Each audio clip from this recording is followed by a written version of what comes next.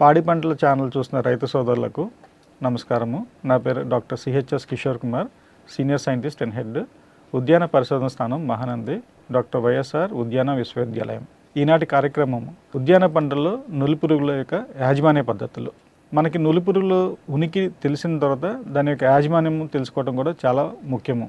అది తెలుసుకుంటేనే మనము ఫర్దర్గా మనం మేనేజ్మెంట్ చేసుకుంటే చాలా తొందరగా, అంటే నెల 2 నెలల్లోనే మనం కంట్రోల్లో తెచ్చుకోవడానికి అవకాశం ఉంటుంది. సో యాజమాన్యం ఎట్లా చేయాలనేది మనం క్లుప్తంగా తెలుసుకుందాము.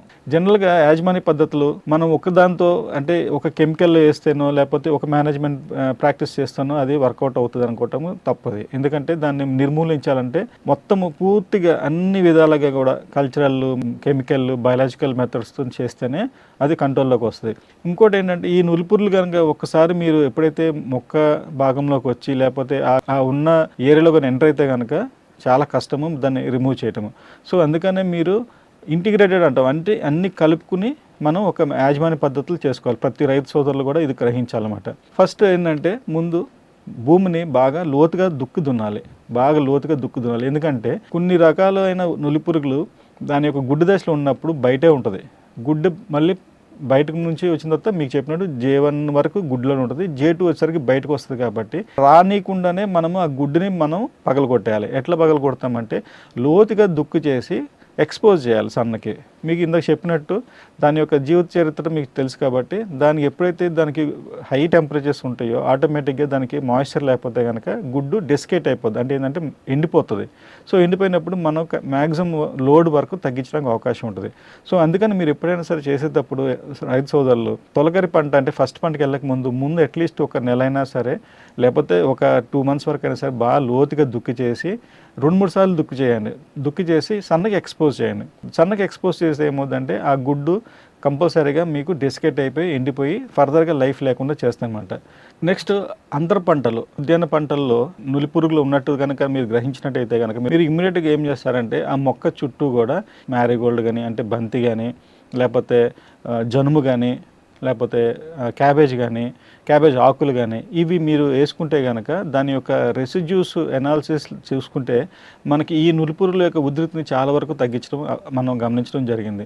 సో రైతు సోదరులు ఎప్పుడైనా సరే మీకు తోటలు నాటిన తర్వాత 3-4 సంవత్సరాల తర్వాత 5 సంవత్సరాల తర్వాత ఆ మొక్క తీయడానికి ఇబ్బంది పడతారు. సో ఎప్పుడైతే మీకు అట్లా అనిపించినప్పుడు ఏం చేస్తారంటే ఆ మొక్క చుట్టూ మీరున్న జామ చెట్టు కానీ లేకపోతే దానిమ్మ చెట్టు కానీ చుట్టూ దాని పాదు చుట్టూ కూడా మీరు బంతినారు వేసుకోండి, లేకపోతే జనం వేసుకోండి, మీరు ఇంకా లేకపోతే ఆవాలు వేసుకోండి. ఇవి అన్నీ వేసుకుంటే ఏముందంటే దాన్ని ట్రాప్ క్రాప్స్ అంటాము, లేకపోతే రిపల్సివ్ క్రాప్స్ అంటాము. ఇది ఉండటం వల్ల ఏమవుద్దంటే నులిపురుగుల యొక్క ఉధృతి లోడ్ తగ్గుద్ది. అట్ ద సేమ్ టైం బయటకు వచ్చిన తర్వాత దాన్ని యొక్క ఉన్న టెండెన్సీ దగ్గరలో ఉన్న రూట్ జోన్లోకి వెళ్ళి చొచ్చుకుని వాటిని డ్యామేజ్ చేస్తూ ఉంటుంది. సో అది వెళ్ళనీయకుండా ఈ కెమికల్స్ దాన్ని కంట్రోల్ చేస్తూ ఉంటాయి. అందుకని అంతర్ పంటలకు కూడా మనం రికమెండ్ చేస్తాం నులిపురుగుల యాజమాన్య పద్ధతిలో.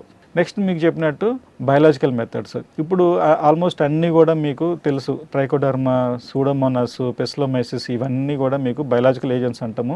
ఇవి ఏం చేస్తాయి అంటే మీరు కంపల్సరీగా మొక్కని మంచి ఆరోగ్యవంతంగా చేస్తాయి కాబట్టి ఇవి కంపల్సరీగా మొక్కలో మీరు వృద్ధి చెందేటట్టు చేసుకుని బయట డెవలప్ చేసుకుని మొక్క మొదల్లో సాలల్లో వేసుకోండి. అప్పుడు ఏమవుతుందంటే మీరు ఏదైతే ఒకవేళ మీ తోటలో కానీ లేకపోతే మీరు సాగు చేసే పంటలో కనుక నులిపురుగు ఉన్నట్టు తెలిసినా కూడా ఇది డ్యామేజ్ చేసే లోపలే ఈ ట్రైకోడర్మా కానీ లేకపోతే సూడోమోనాస్ కానీ పెస్లోమైసిస్ కానీ ఇవి మీకు మొక్కకి దోహదపడుతూ మొక్కని ఇంకా ఉధృతంగా చక్కగా వేరుని జనరేట్ చేస్తూ ఈ డ్యామేజ్ని ఓవర్కమ్ చేయడానికి మీకు అవకాశం ఉంటుంది.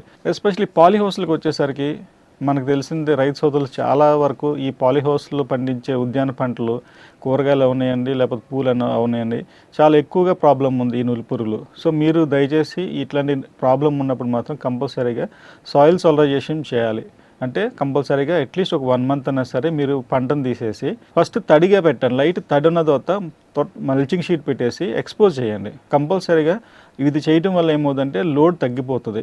దాని యొక్క జీవితంలో మెయిన్ ఏదైతే ఉందో గుడ్డు దశ, ఆ గుడ్డుని కానీ మనం కంట్రోల్ చేసినట్టయితే కనుక మీకు చాలా వరకు లోడ్ తగ్గుద్ది. కాబట్టి చాలా వరకు మీకు మొక్కలు మళ్ళీ నార్మల్సీకి వచ్చేసి ఎదుగుదల బాగుంటుంది. మీకు కెమికల్గా కూడా మనం రికమెండేషన్ ఉంది కార్బోఫ్యూరాన్ 3G అని. కంపల్సరీగా రైతులు కార్బోఫ్యూరాన్ 3G గుళికలు కూడా కెమికల్ మేనేజ్మెంట్ కింద భూమిలో వేసుకోండి. కొత్తగా మార్కెట్లోకి వస్తున్న రసాయనాలు ఒక 2 కాంపౌండ్స్ ఉన్నాయి. ఒకటి ఫ్లూపైరాము, ఒకటి ఫ్లూయెన్ సల్ఫాను. ఫ్లూపైరాము, ఫ్లూయెన్ సల్ఫాన్ ఈ 2 కూడా చాలా సమర్థవంతంగా పనిచేస్తున్నాయి.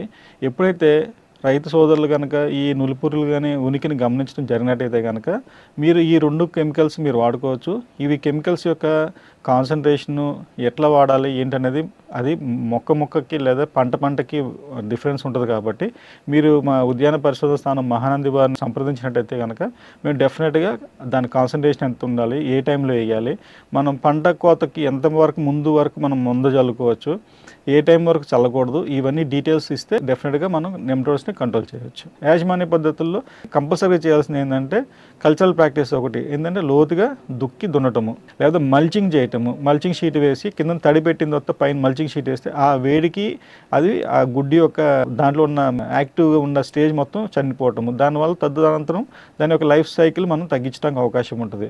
సో నెక్స్ట్ కెమికల్ కార్బోఫిరాన్, కంపల్సరీగా carbofuran 3G 1 kg active ingredient లెక్కన మీరు మొక్కలు పొలంకి ఇవ్వండి కంపల్సరీగా.